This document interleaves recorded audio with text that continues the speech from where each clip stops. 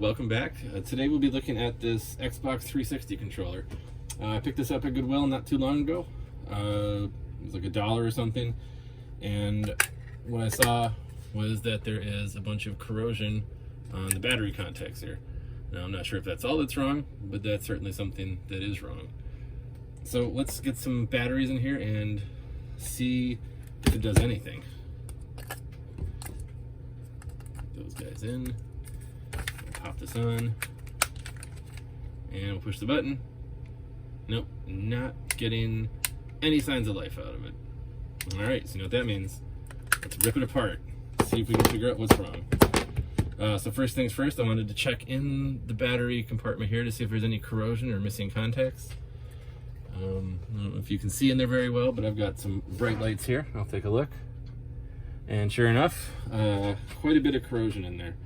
So what I'm going to do is grab a different one of these, and I will be right back. I got some spares. As promised, I have returned with another battery compartment holder. So let's pop this guy on and see if we get any juice. Still not. All right. Take that off, set it off to the side, and we'll begin disassembling this. So these take 6 Torx screws to open.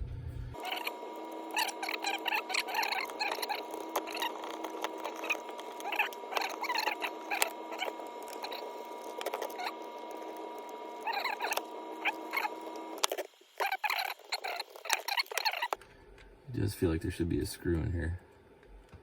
Oh, is the screw under the serial number?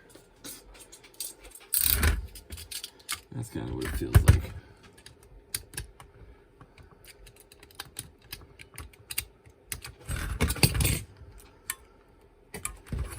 There it is. There's the final screw.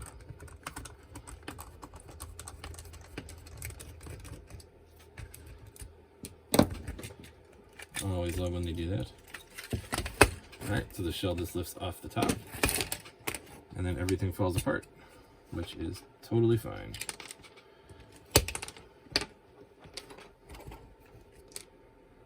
Alright, so we've got the vibration motors here, and got the thumbsticks.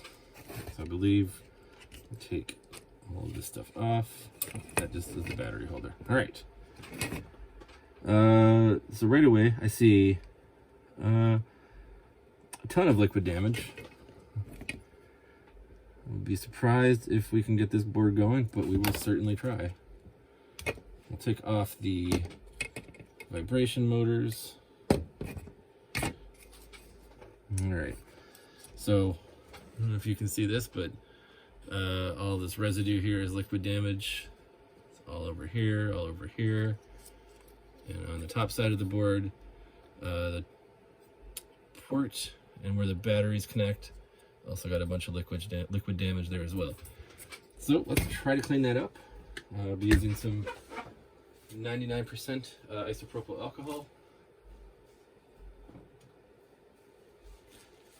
You can also use vinegar.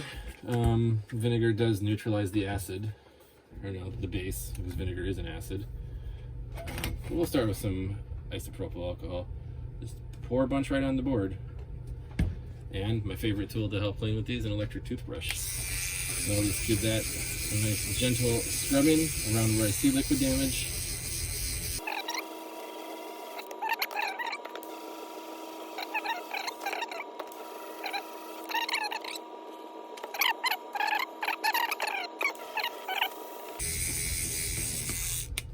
All right, and I'm gonna rinse it off again.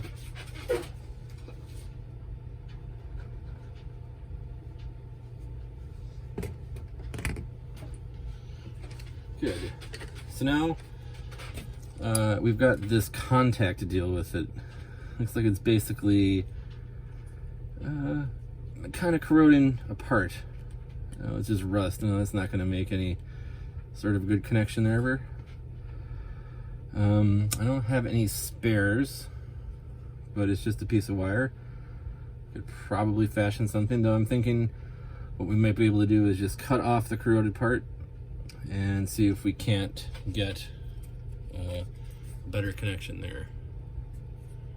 You can see that's just all rust.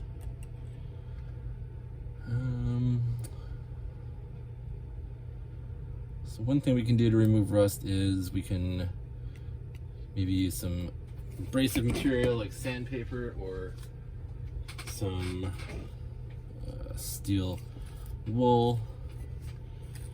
So I'll give that a rub there, see if we make any difference with that. Not making a ton of difference there. One thing we could also do is try to get some solder on there to connect some of the springs together. So I'll fire up my soldering iron.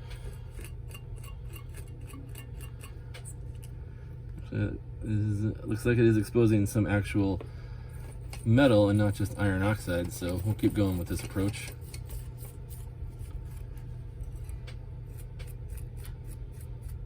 And we'll have to do a continuity test with the multimeter. Let's see if we get any sort of connection. Oops, looks like my clean stuff is stuck in there. Perfect. We've got a solution for that too. It's called side cutters. Let's cut that right there. And cut it right there. That's important when you're cutting chunks of metal off to make sure that they don't land on the circuit board, because that could definitely short something out since it is conductive. I'll get that off and put that in the garbage. Yeah, that's not great. Let's see what the multimeter says. So bring the multimeter out, put it into continuity mode. All right, so we'll put ground on the base, and we'll touch the top where all the rust is. Nothing. If we touch the side, looks very good, but yeah, not getting anything where the rust is. So what we might do here is just cut off the end of the spring and kind of bend it in a little more. I think that would make an okay connection. And again, I don't have any extra parts, so trying to just replace it would be super easy, but that might be the end result anyway. I just have to order one or fabricate one. I'm just going to cut this off right about some arbitrary place here where I think it looks like there's good metal. Right about, let's say here.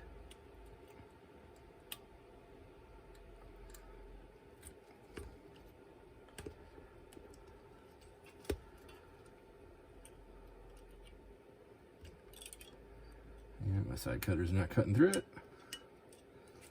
That's all right. I've got bigger cutters.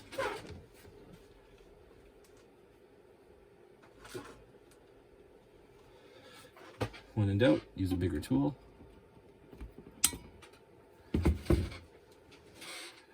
All right, now I'm just going to attempt to bend this good metal a little more so it makes good contact, and I think we can do that with some pliers.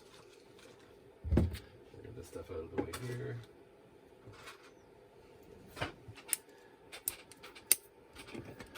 So I'll use my Leatherman to do it. There's a raging debate on the internet about Leatherman versus Gerber, which one's better. My first multi-tool was a Gerber, so I'm kind of partial to those. This Leatherman, though, I found somewhere and restored. It's quite rusty when I got it, but looking good now. So it and I go way back, feeling like it's a good tool for me, even though it's not a Gerber. Though I think if I was buying a new one, I would stick with Gerber. But no disrespect to Leatherman fans. I mean, they're all good tools. Hard to go wrong either way. All right, so let's check out continuity again here, see if we get anything.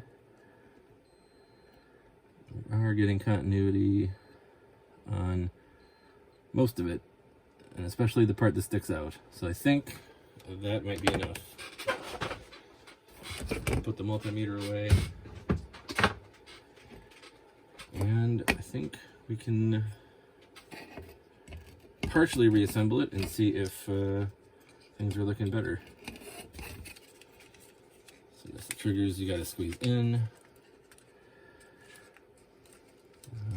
see, I think this piece sits on top, this piece sits on top up here. But I think we've got what we need to test here. This just isn't quite sitting in right. Like I said, it's been a long time since I've taken a Xbox 360 controller apart, but I think we've got it there. Alright, so I can see my battery terminals here. Well, let's see if we get good connection with those. And I'll be using the replacement battery compartment because, again, the one that it had has a lot of corrosion in it and may not be salvageable as is, but I think, again, we can get a strip and we can fix it up pretty quickly.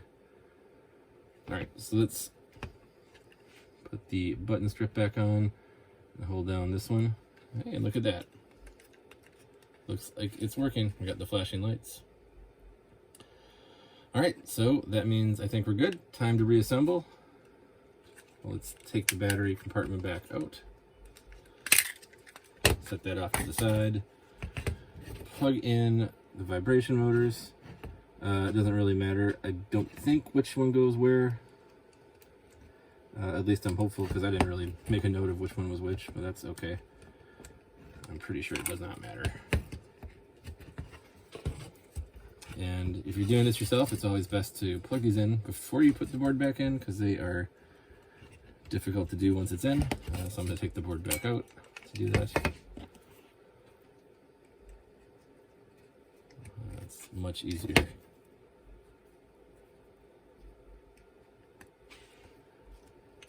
Alright, then we can reinsert the board. And then we can reinsert the vibration motors into their little slots here.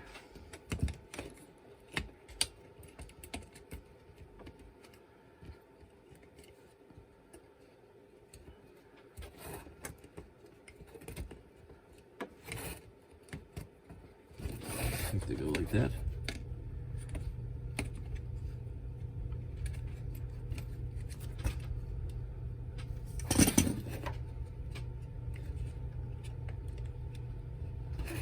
Alright, we can put the button mesh back on top.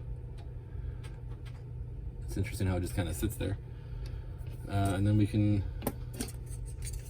reassemble the top. We'll want to put the buttons in first. We can actually do the thumbsticks now.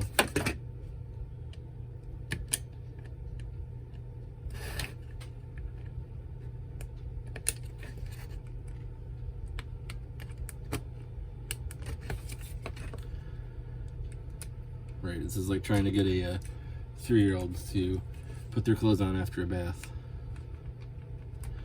Because they move, and you move, and the other piece moves. It's just, you know, one of those things. Alright, we'll line that back up. So into the top, we'll put these buttons. I think they all go a certain way. They all have little guides to help you put them in correctly.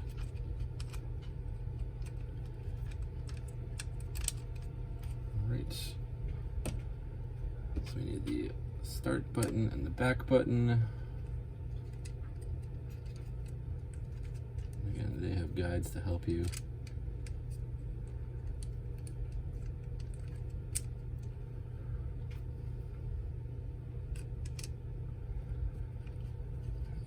These go in. I think these are all keyed, so you can't put them in the wrong slot. I'm not 100% sure about that though. Definitely know Y goes up the top one, A down at the bottom, B would be this one, and X goes here, or you could say X marks the spot. If you're, you know, silly like I am. Alright, and then the fun part of trying to cram both of these together with nothing falling out, which isn't going to happen probably. Nope. Didn't. Let's put this here.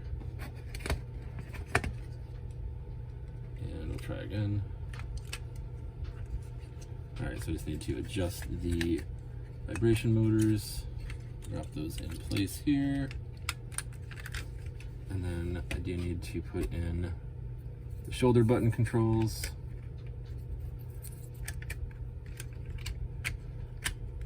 Like so. And then with any luck, it's just gonna all snap back together. Of course, I don't expect to have that kind of luck. All right, hey, look at that. So normally I'd test it and make sure that it's still working before I put the screws in, but hey, you know, I'm feeling pretty confident about this one, so let's go ahead and just jam all those screws in. That way I can take them out later when it doesn't work.